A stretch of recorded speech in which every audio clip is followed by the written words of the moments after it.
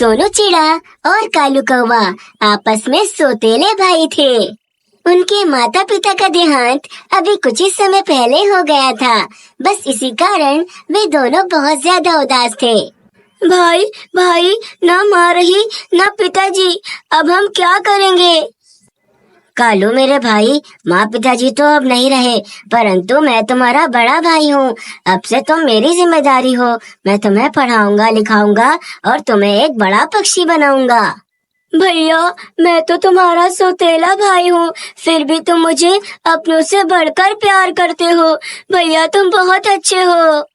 हाँ, तुम मेरे सौतेले भाई जरूर हो, परंतु मैंने तुम्हें हमेशा अपने भाइयों से बढ़कर माना है।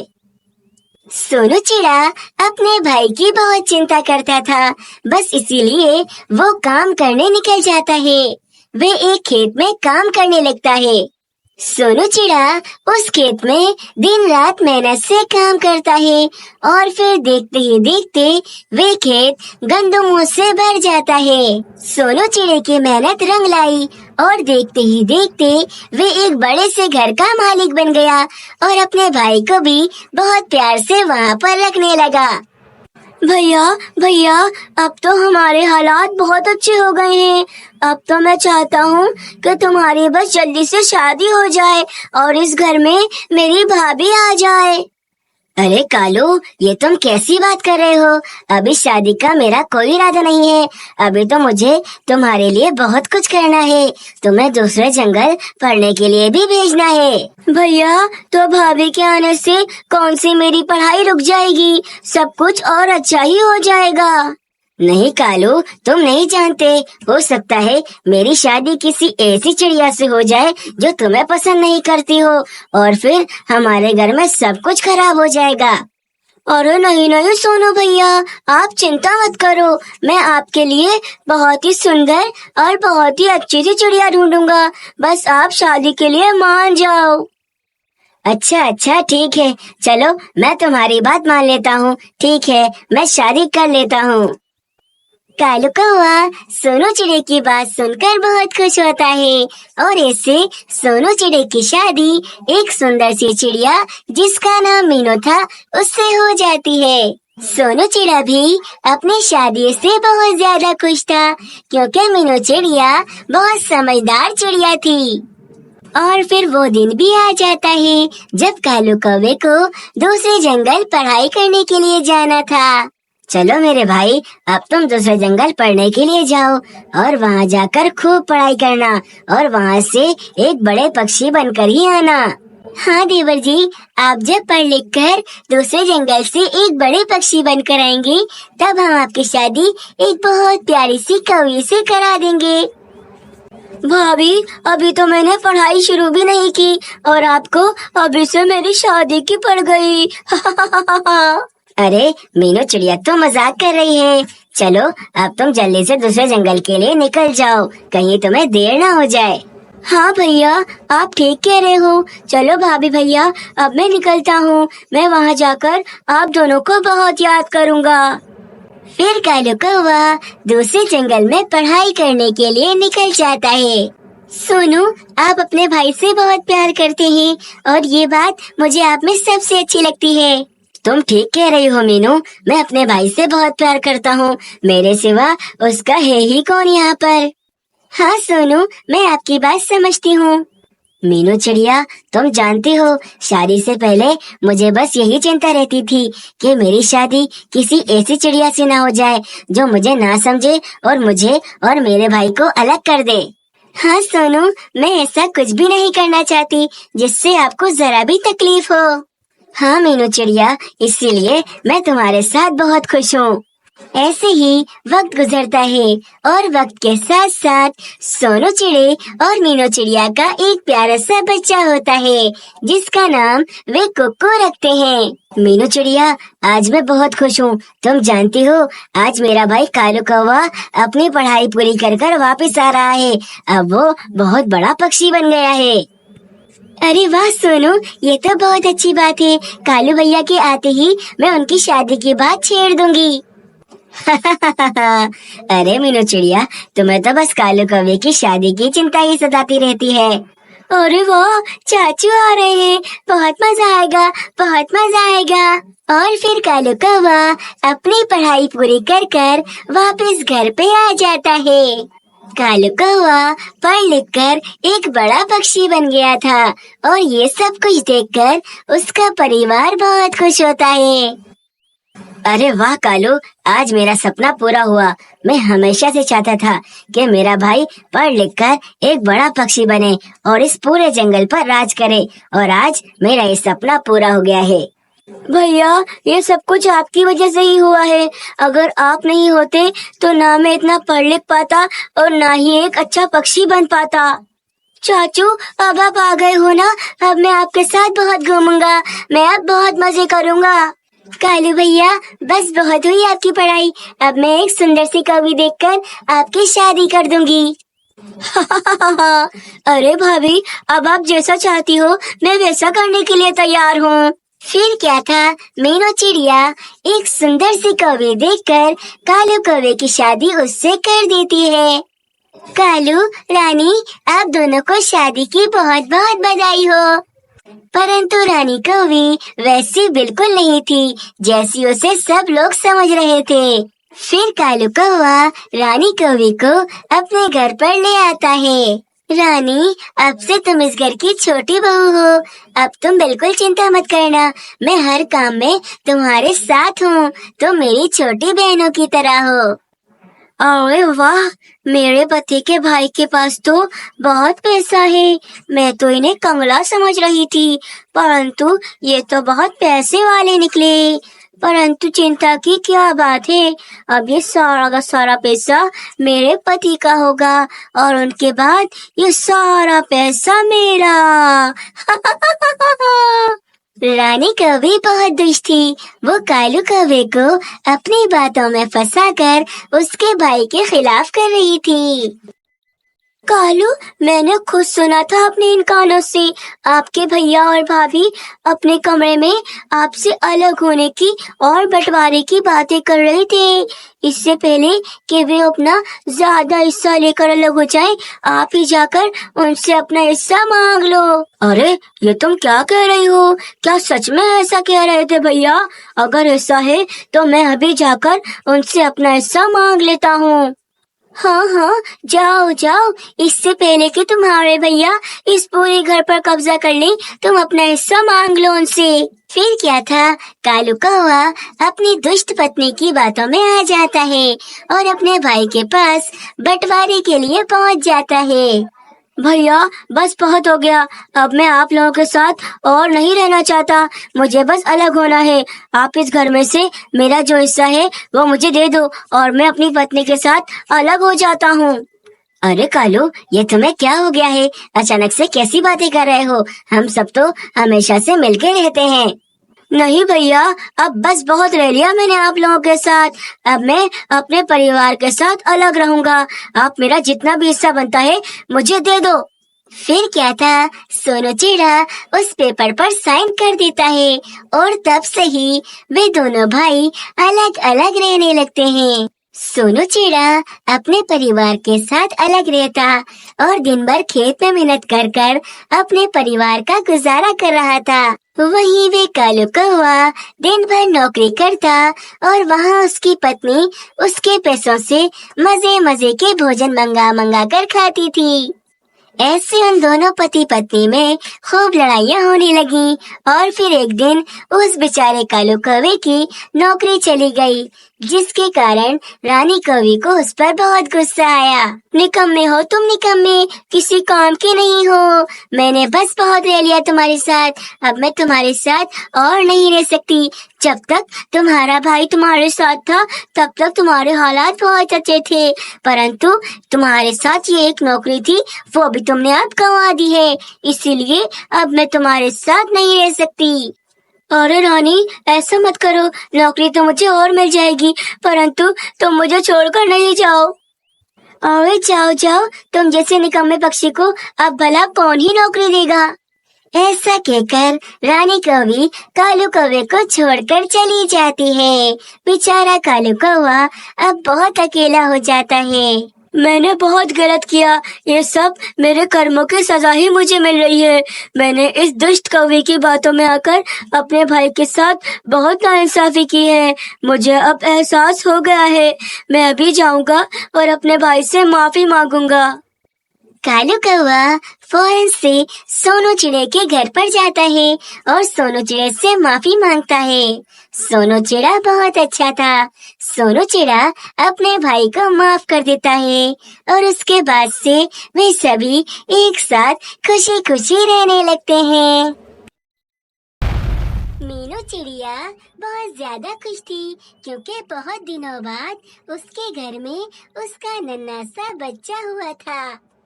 मीनू चिड़िया ने उसका नाम कुकू रखा था। सोनू, आखिरकार हमारे घर में भी खुशियाँ आ ही गईं। मेरा ये बच्चा कितना प्यारा है। इसका नाम मैंने कुकू रखा है। मीनू चिड़िया, मैं तुम्हें बता नहीं सकता मैं कितना खुश हूँ। इस दिन का मैंने बेसब्री से इंतजार किया है। हाँ सोनू, मैं भी यही चाहती थी और इतने समय बाद हमारे घर में आखिर खुशियाँ आ ही गईं। हाँ मीनू चिड़िया, अब हमें किसी चीज की कमी नहीं है। हमारा परिवार अब मुकम्मल हो गया है। सोनू, ये लॉकेट मुझे आपकी माँ ने दिया था और अब अपनी निशानी के तौर पर मैं ये अपने बेटे कुकू को पहनाऊंगी।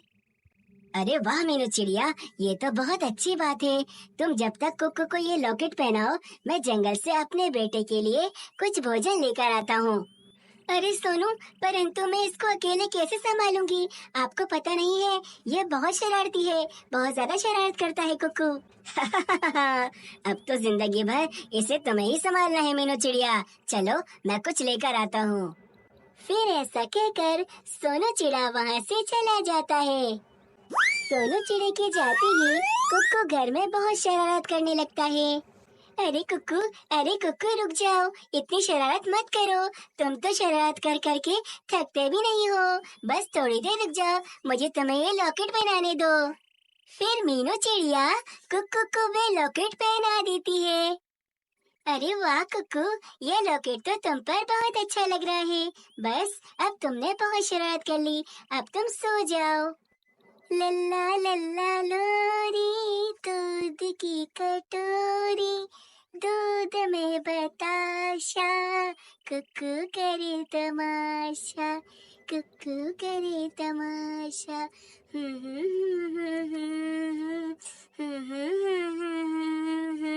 मीनू चिड़िया की लोरी सुनने के बाद कुकू फौरन से सो जाता है। फिर ऐसे ही एक दिन कुकू बाहर घूमने जाने के लिए बहुत जिद करने लगता है। मामा, मुझे बाहर घूमने जाना है।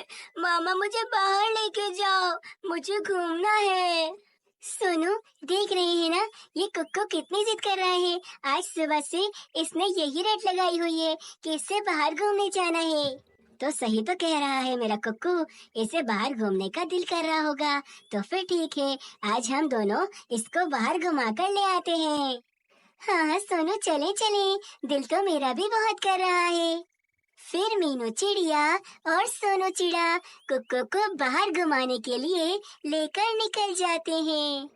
कुछ समय में वे तीनों एक मेले में पहुंच जाते हैं, जहां बच्चों के लिए बहुत सारे झूले थे। कुक्कू भी यहाँ पर आकर बहुत खुश हो जाता है और वे वहाँ पर फौरन से खेलने लग जाता है। कुक्कू मेले में बहुत मस्ती कर रहा था और ये सब देखकर उसके माता पिता बहुत खुश हो रहे थे। परंतु फिर वही हुआ जो नहीं होना चाहिए था। मेले में अचानक से आग लग जाती है। आग लगने के कारण सभी पक्षी बहुत ज्यादा डर जाते हैं। बस इसी वजह से वहाँ पर एक भगदड़ मच जाती है। बेचारा कुक्कू इस भगदड़ में अपने माता पिता से अलग हो जाता है। अरे सोनू, मुझे कुक्कू कोई नजर नहीं आ रहा।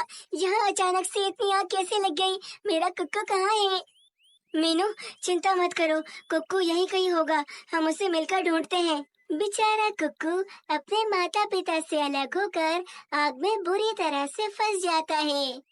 मामा बाबा मुझे बचाओ, मामा बाबा मुझे बचाओ, मैं यहाँ फंस गया हूँ, मुझे बचाओ। मीनू चिड़िया और सोनू चिड़ा अपने कुक्कू को मेले में हर जगह ढूंढते हैं, परंतु उन्हें कुक्कू कहीं भी नजर नहीं आता। सोनू, सोनू, यहाँ तो कुक्कू नहीं है, ना जाने कुक्कू कहाँ चला गया है। मीनू, कुक्कू तो यहाँ भी नहीं है। अरे बाप रे, ये हमने क्या कर दिया। आज हमें इस मेले में आना ही नहीं चाहिए था। दोनों माता पिता अपने बच्चे को बहुत देर तक ढूंढते हैं, परंतु वे उन्हें कहीं नहीं मिलता। फिर थक हार कर वे घर वापस आ जाते हैं। सोनू, मेरा कुक्कू मुझे पूरे मेले में कहीं नहीं मिला। मुझे नहीं पता, मुझे मेरा कुक्कू लाके दो, मुझे मेरा कुक्कू लाके दो। मीनू, हौसला रखो, कुक्कू मिल जाएगा। मैं पूरे जंगल में हर जगह देखूंगा और अपने बच्चे कुक्कू को ढूंढ कर ही वापस आऊंगा। सोनू चिड़ा कुक्कू को ढूंढने के लिए जंगल में निकल जाता है। सोनू चिड़ा जंगल का चप्पा चप्पा छान लेता है, परंतु उसे कुक्कू कहीं नजर नहीं आ रहा था। ऐसे ही कुक्कू को ढूंढते ढूंढते रात हो जाती है, परंतु कुक्कू तो कहीं भी नहीं मिल रहा था। सोनू, कहाँ है मेरा कुक्कू? कहाँ है? तुम उसे लेकर नहीं आए क्या? मीनू चिड़िया, नहीं मिला, कुक्कू कहीं नहीं मिला। मैंने पूरा जंगल ढूंढ लिया, परंतु कुक्कू मुझे कहीं भी नहीं मिला। नहीं सोनू, ऐसा नहीं हो सकता। मैं अपने कुक्कू के बगैर नहीं रह सकती हूँ। मीनू चिड़िया, शायद हमारी किस्मत में यही लिखा था। अब हम किस्मत से तो नहीं लड़ सकते ना। सुबह होते ही सोनू उल्लू के खेत में काम करने निकल जाते हैं, परंतु उल्लू उसे काम से ही निकाल देता है। जाओ जाओ, कहीं और जाकर काम ढूंढो। जब इतनी छुट्टियां करनी होती हैं, तो काम पर आते ही क्यों हो? मुझे तो और मेहनती पक्षी मिल जाएंगे। उल्लू सेठ, मैंने जानबूझकर छुट्टी नहीं की। मेरा बच्चा मेले में गुम गया है और मैं इतने दिन उसे ही ढूंढ रहा था, और अब तुम भी मुझे काम से निकाल रहे हो।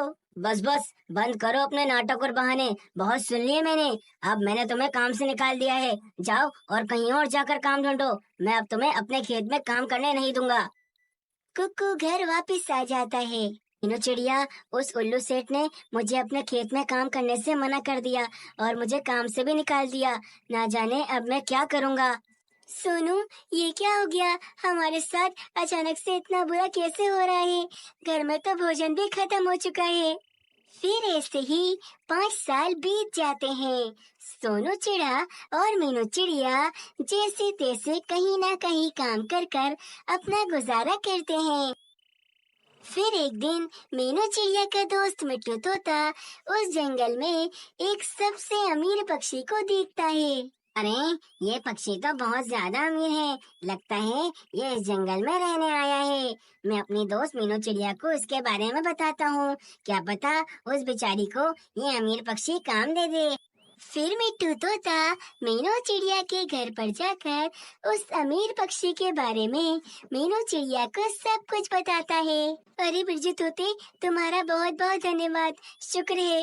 अब हमें कुछ काम मिल जाएगा और हमारे हालात कुछ अच्छे हो जाएंगे। नहीं तो ऐसा है कि हमें यहाँ पर कोई काम देता ही नहीं है। फिर मीनू चिड़िया और सोनू चिड़ा उस अमीर पक्षी के घर में जाते हैं। अरे वाह, ये घर तो बहुत ज्यादा सुंदर है। इसका मालिक हमें कुछ ना कुछ काम तो दे ही देगा। परंतु मीनू चिड़िया ये नहीं जानती थी कि ये पूरा घर उसके बेटे कुक्कू का ही है। फिर कुक्कू मीनू चिड़िया के सामने आ जाता है। अपनी माँ को अचानक सामने देखकर उसे उसकी सुनाई हुई लोरी याद आ जाती है। लल्ला लल्ला लोरी, दूध की कटोरी, दूध में बताशा, कुक्कू करे तमाशा, कुक्कू करे तमाशा।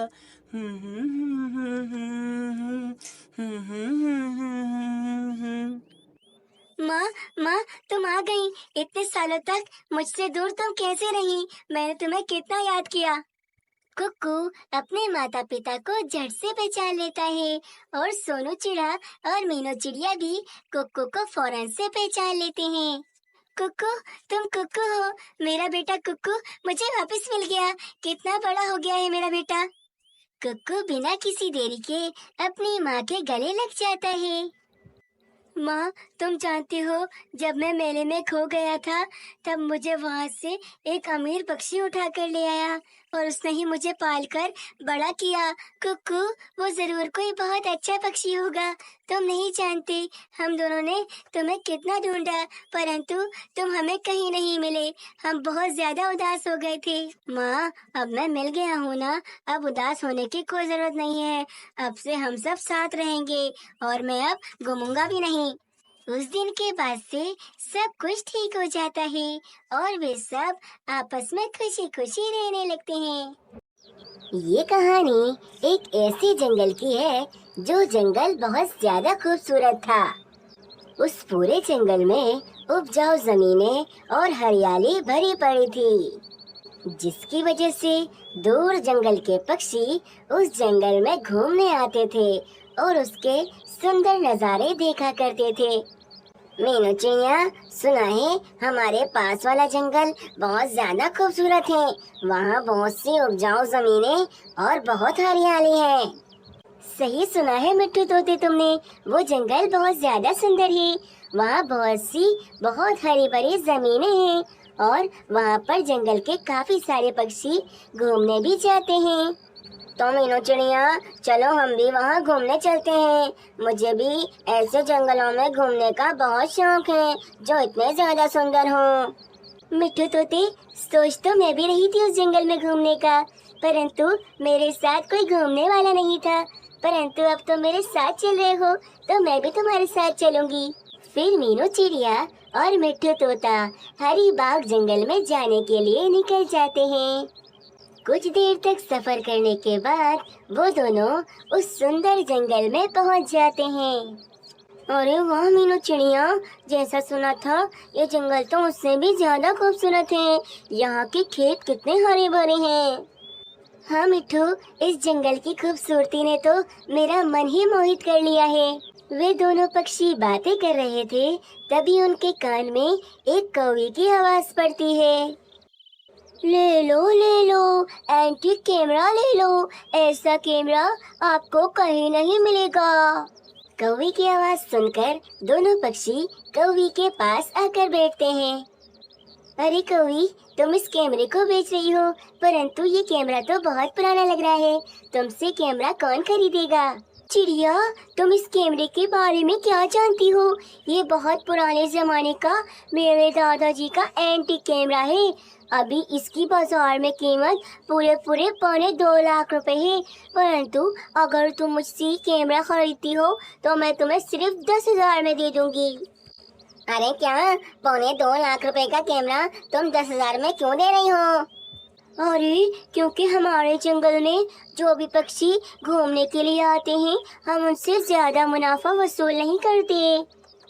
अरे वाह, ये तो बहुत अच्छी बात है। जैसा जंगल खूबसूरत है वैसे ही पक्षियों के दिल भी बहुत खूबसूरत हैं। मुझे ये कैमरा लेना है। फिर मिट्टू तोता वे 10,000 रुपए की पोटली कौवी को दे देता है और उससे कैमरा ले लेता है। फिर रानी कौवी वे पैसे लेकर वहाँ से अपने घर चली जाती है। अरे आओ रानी, आज किसको कितने का चूना लगा कर आई हो? अरे कालू, आज तो पूछो ही मत। एक बेवकूफ चिड़िया और तोते को मैंने आज सही से चूना लगा दिया। तुम्हें याद है ना, वो जो तुम एक खराब सा कैमरा उठा कर ले आए थे पूरे 2 रुपए का, उस कैमरे को मैंने पूरे 10,000 रुपए में बेच दिया और वो तोता खुशी खुशी वो कैमरा ले भी गया। तुम्हारे दिमाग का जवाब नहीं रानी, तुम ऐसे ही बस काम करती रहो, हमारा घर तो बहुत अच्छा चलता रहेगा। अगले दिन मीनू चिड़िया और मिट्टू तोता उस कैमरे को बेचने के लिए जाते हैं। अरे हमें ये कैमरा बेचना था। बाजार में इस कैमरे की कीमत पूरे 2.25 लाख रुपए है, परंतु मुझे अगर तुम 20,000 भी दे दोगे इस कैमरे के तो मैं खुशी खुशी लेकर चला जाऊंगा। अरे तुम्हें किसने बेवकूफ बना दिया? ये कैमरा 2 रुपए का भी नहीं है, बल्कि ये कैमरा तो भंगार में जाएगा। लगता है तुम्हें किसी ने सही का चूना लगा दिया है। अरे बाप रे, इसका मतलब उस कौवे ने हमें 10,000 का चूना लगा दिया और हमें बेवकूफ बना दिया। अरे अब बैठे क्या हो? जाओ और जाकर उस जंगल के मुखिया से शिकायत करो। जिन पक्षियों ने तुम्हें चूना लगाया है, अब वही तुम्हारे पैसे वापस दिला सकता है। हाँ हाँ मीनू चिड़िया, चलो हम उस जंगल के मुखिया के पास चलते हैं। फिर क्या था, दोनों पक्षी दोबारा से उस जंगल में पहुंचते हैं। कुछ ही देर में दोनों ही मुखिया के घर पर पहुंच जाते हैं। मुखिया जी, आपके जंगल की एक कौवे ने मुझे चूना लगा दिया। इस भंगार के कैमरे को मुझे पूरे 10,000 रुपए में बेच दिया, जबकि बाजार में इसकी कीमत कोई 10 रुपए भी नहीं दे रहा। अरे क्या, मैं जानता हूँ उस कौवी को। ये जरूर उस रानी कौवी का ही काम होगा। वो ही इस जंगल में ऐसे दुष्ट काम करती है और सभी पक्षियों को परेशान करती है। तुम चिंता मत करो, मैं तुम्हारा ये काम करवा दूंगा। हाँ मुखिया जी, ये कैमरा उस कौवे के मुंह पर मारना। हाँ, तुम चिंता मत करो, मैं ये कैमरा उसके मुंह पर मारूंगा। परंतु इस काम के लिए तुम्हें मुझे 5,000 देने होंगे, क्योंकि इस जंगल में कुछ भी काम पैसों के बगैर नहीं होता है। अरे ठीक है मुखिया जी, ये 5,000 रुपए आप रख लो। कम से कम मेरे 5,000 रुपए तो और बच जाएंगे। फिर मुखिया उन दोनों पक्षियों को लेकर उस कौवे के घर में पहुंचता है। मुखिया वो कैमरा उठाकर कौवे के मुंह पर मारता है। ये लो भाई, तुम्हारा काम हो गया। अब मैं चलता हूँ यहाँ से। अरे मुखिया जी, परंतु हमारे पैसे तो हमें मिले ही नहीं। अरे वाह, पैसे लौटाने की बात कब हुई थी? बात तो सिर्फ ये हुई थी कि मुझे इस कौवे के मुंह पर कैमरा मारना है, जो मैंने मार दिया है। मेरा काम हो गया है, अब तुम दोनों यहाँ से चले जाओ। अरे बाप रे, लगता है इस जंगल में सभी के सभी पक्षी ऐसे ही हैं। जो पक्षी यहाँ पर आते हैं उन्हें लूट लेते हैं। चलो मिट्टू यहाँ से, यहाँ पर रहने का कोई फायदा नहीं है। फिर क्या था, वे दोनों पक्षी उदास होकर उस जंगल से वापस चले जाते हैं। उसी जंगल में एक बादल भी रहता था, जिसका नाम बबलू बादल था। वह रोज यही देखता था कि जंगल के पक्षी सभी पक्षियों को बेवकूफ बनाते थे। अरे बस, अब तो बहुत हो गया। ये सब पक्षी बहुत ज्यादा दुष्ट हैं। इनको इतनी सब कुछ मिला हुआ है, उसके बाद भी इनकी लालच खत्म नहीं होती और दूसरे जंगल के पक्षियों को ये कितना बेवकूफ बनाते हैं। परंतु अब बस बहुत हो गया। अब मैं इन सबको सबक सिखा कर ही रहूंगा। सूरज, तुम्हें मेरा एक काम करना होगा मेरे दोस्त। ये जंगल के पक्षी, इनके पास जो कुछ भी है ये इन सब के लायक नहीं है। तुम इस जंगल में इतनी गर्मी करो कि इनके पास जो कुछ भी है वो सब कुछ खराब हो जाए, इनके अनाज सड़ जाए और इनके पूरे खेत सूख जाएं। तुम चिंता मत करो मेरे दोस्त, तुमने जैसा कहा है बिल्कुल वैसा ही होगा। फिर क्या था, सूरज उस जंगल में गर्मी का तूफान ले आता है और देखते ही देखते उस जंगल की सारी नदियाँ सूख जाती हैं। उस जंगल के सारे हरे भरे खेत बिल्कुल सूख जाते हैं। अब उस जंगल में सब कुछ खत्म हो चुका था। पक्षियों का अनाज भी पूरी तरह से सड़ चुका था। अरे ये क्या हो गया कुछ दिनों में? पहले तो हमारा जंगल इतना अच्छा था कि हमें किसी चीज की कमी नहीं थी, परंतु अब हमारे पास जो कुछ भी था सब कुछ बर्बाद हो गया। मुखिया जी, बुरा मत मानना, परंतु मुझे लगता है हम जो यहाँ पर आने वाले पक्षियों के साथ धोखा करते थे उसकी सजा ही हमें मिल रही है। हाँ, तुम ठीक कह रहे हो। कुछ दिनों से मैं भी यही सोच रहा हूँ। सोचता हूँ कि जिसके साथ मैंने धोखा किया है उससे जाके माफी मांग लूँ। क्या पता तभी हमारे जंगल के हालात बेहतर हो जाएं। हाँ मुखिया जी, चलिए मैं भी आपके साथ माफी मांगने के लिए तैयार हूँ। फिर क्या था, उन दुष्ट पक्षियों को अकल आ जाती है और वो मीनू चिड़िया और तोते के पास पहुंचकर उनसे अपने किए की माफी मांगते हैं और उनके 10,000 रुपए भी वापस लौटा देते हैं। कुछ दिनों में बादल देखता है कि अब वो पक्षी पहले जैसे सुधर गए हैं और अब किसी के साथ बुरा नहीं कर रहे, तो वह सूरज से कहता है कि अपने गर्मी को वापस से कम कर दे। गर्मी का तूफान खत्म होते ही उस जंगल में दोबारा से हरियाली हो जाती है और उस जंगल के पक्षी दोबारा से खुशी खुशी रहने लगते हैं। बहुत समय पहले की बात है, एक जंगल में सोनू चिड़ा अपनी पत्नी मीनू चिड़िया और अपनी बेटी के साथ रहा करता था। सोनू चिड़े, आखिर ऐसा कब तक चलता रहेगा? अब तो गुड़िया भी बड़ी हो रही है और हमें उसकी शादी करानी है और हमारे पास बिल्कुल पैसे नहीं है। तुम चिंता मत करो मीनू चिड़िया, मैं दिन रात अपने खेत में काम करूंगा और फिर इतने पैसे जमा कर लूंगा कि अपनी बेटी की शादी आराम से कर सकूं। अरे सोनू चिड़ी, परंतु तुम्हारे दिन रात खेत में काम करने का कोई फायदा नहीं होने वाला, क्योंकि तुम्हारी सारी कमाई तो वो उल्लू सेठ आकर ले जाता है। हाँ, बस यही सबसे बड़ी मुसीबत है। उस उल्लू सेठ से उधार लेकर मैंने अपनी जिंदगी की सबसे बड़ी गलती कर दी। अब ब्याज के नाम पर वो मुझसे उधार से ज्यादा दुगनी रकम ले चुका है। सोनू चिड़ी, हम बहुत कमजोर हैं। काश हमारा कोई बेटा होता तो वो उल्लू सेठ के सामने डट कर खड़ा हो जाता। हाँ, तुम ठीक कह रही हो मीनू चिड़िया, परंतु ये मुश्किल वक्त है, हमें इसका सामना करना होगा। तभी उन दोनों की बेटी गुड़िया वहाँ पर आ जाती है। माँ, पिताजी, मुझे लगता है ये सब कुछ मेरी वजह से ही हो रहा है। मेरी शादी कराने के लिए आप दोनों कितने ज्यादा परेशान हैं। अगर मैं नहीं होती तो ये मसले होते ही नहीं। नहीं बेटा, ऐसे नहीं कहते। ये सब कुछ तुम्हारी वजह से नहीं, बल्कि उस उल्लू सेठ की वजह से हो रहा है। फिर एक दिन सोनू चिड़ा अपने खेत में काम कर रहा होता है कि तभी उल्लू सेठ वहाँ पर आता है। हाँ, बस करो बस करो, अब तुम्हें इस खेत में बिल्कुल काम करने की जरूरत नहीं है।